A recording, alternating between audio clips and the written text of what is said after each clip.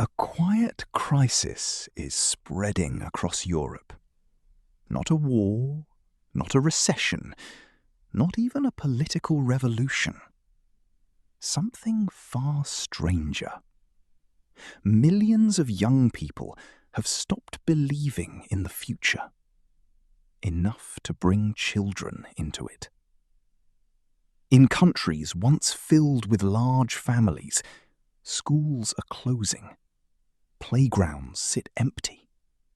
Entire villages are growing old in silence. And the most disturbing part? This didn't happen suddenly. It happened one exhausted, overwhelmed, emotionally disconnected generation at a time. At first, nobody noticed. The cafes in Madrid were still full. Berlin still looked creative and alive. Paris still glittered at night. On the surface, Europe seemed fine. But underneath the beautiful cities, the efficient trains, and the carefully curated Instagram lives, something fundamental had started to disappear. Children. Not completely, but slowly, quietly, like a candle losing oxygen. In Italy, there are towns where almost no babies are born anymore. In Germany, the average age keeps climbing higher. In South Korea and Japan, the crisis became so extreme that Europe started watching closely, almost like looking into a mirror of the future. And now experts are asking a question that would have sounded impossible just a few decades ago. What happens when an entire civilization loses the desire to become parents? Because this isn't just about money. That's the first thing people assume. They can't afford children. And yes, housing costs are crushing. Rent in major European cities feels almost unreal. Childcare is expensive. Stable jobs are harder to find. But something deeper is happening. Because even in wealthy countries with strong healthcare, paid leave, and government support, birth rates are still collapsing. Which means this story is no longer just economic. It's emotional, psychological, cultural. And once you see it, you can't unsee it. A 29-year-old woman in London wakes up exhausted before the day even begins. She scrolls through emails before getting out of bed, commutes an hour to work, spends all day performing confidence in meetings she secretly hates, gets home too drained to cook, falls asleep with Netflix still glowing in the background. Then one day, someone asks her, "So, when are you having kids?" And instead of excitement, she feels panic. Not because she hates children, but because she can barely hold her own life together. That feeling is spreading everywhere. For many young adults, life no longer feels stable enough to imagine a family. And stability matters more than people realize. For most of human history, having children was simply part of life. You didn't endlessly analyze it. You didn't calculate emotional readiness like a business investment. People assumed tomorrow would somehow continue. But modern life changed that. Now every decision feels enormous, permanent, risky. People spend years trying to fix themselves before becoming parents. They want the perfect relationship, perfect finances, perfect mental health, perfect timing. And perfection never arrives. So the decision keeps getting delayed, until suddenly, it's too late.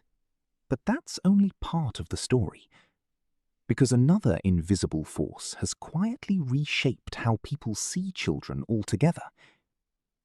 individualism. Modern culture tells people their lives should belong entirely to themselves. Your freedom, your goals, your experiences, your identity. Travel more, earn more, optimize yourself, protect your peace. Children, meanwhile, represent the opposite. Sacrifice, responsibility, loss of control. And somewhere along the way, parenthood stopped being seen as a natural stage of life and started feeling like a personal risk, especially online. Social media transformed parenting into something terrifying. People see exhausted mothers crying in cars, burned-out fathers working non-stop, couples quietly drifting apart after children arrive. Algorithms don't reward ordinary happy families. They reward stress, chaos, regret. So millions of young people absorb a subtle message every day. Having children might destroy your life.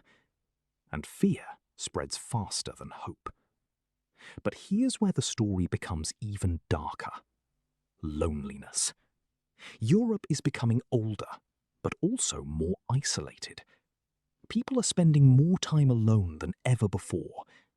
Dating apps created endless options, but less emotional security. Communities weakened, religion declined, families became smaller. Many people now move through life without strong support systems. And raising children was never meant to happen in isolation. Historically, families lived near grandparents, cousins, neighbours. There was shared responsibility, shared identity. Now, imagine raising a child alone, in a tiny apartment, while both parents work full-time and barely sleep. For many couples, it doesn't feel beautiful. It feels impossible. But despite all this, something strange keeps happening.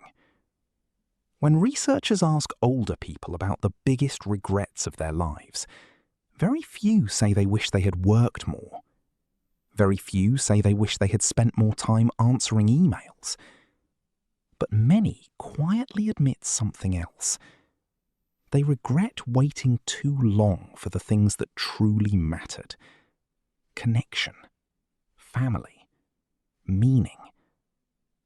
And this is where the crisis becomes deeply human.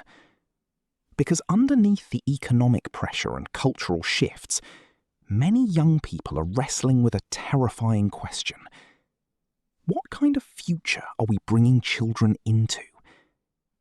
Climate anxiety, political instability, war headlines, economic uncertainty. Every day feels saturated with bad news. A generation raised online has consumed more fear before age 30 than previous generations saw in entire lifetimes. Eventually, that changes how people imagine tomorrow. If the future feels unstable, having children starts to feel emotionally dangerous. And yet, something surprising happens when you speak to parents privately. Many describe becoming parents as the hardest thing they've ever done, but also the most meaningful. Not glamorous, not easy, meaningful. And modern culture rarely talks about meaning anymore. It talks about comfort, convenience, efficiency. But meaning and comfort are often opposites. The things people remember most in life are usually the things that demanded something from them. Love demands vulnerability. Friendship demands effort. Parenthood demands transformation. And transformation is frightening. Especially in a culture obsessed with maintaining control. But Europe's declining birth rate isn't just changing families, it's beginning to reshape entire societies. Schools are closing because there aren't enough children. Rural towns are slowly disappearing. Healthcare systems are under pressure as populations age. In some places, there are now more funerals than births. Think about that. A society where endings outnumber beginnings. And governments are starting to panic. Some countries now offer cash bonuses for childbirth, tax breaks, paid leave incentives. But money alone cannot solve a crisis of meaning. Because people don't create families purely because economics make sense. Humans are emotional creatures. And emotionally, many people no longer believe life is secure enough, hopeful enough, or connected enough for children. That belief may be the real crisis. Not fertility.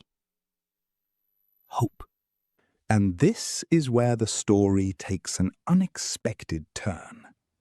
In some parts of Europe, small groups of young people are beginning to reject the hyper-individualistic lifestyle completely. They're leaving massive cities, building tighter communities, spending less time online, creating slower lives centered around relationships instead of constant achievement. Not because they're nostalgic, because they're exhausted. They looked at modern life and realized something uncomfortable. A life optimized entirely for personal freedom can quietly become emotionally empty. And for some, children represent the opposite of emptiness. Not an interruption to life, but an anchor to it. A reason to care about the future again. A reason to build instead of consume. A reason to think beyond yourself.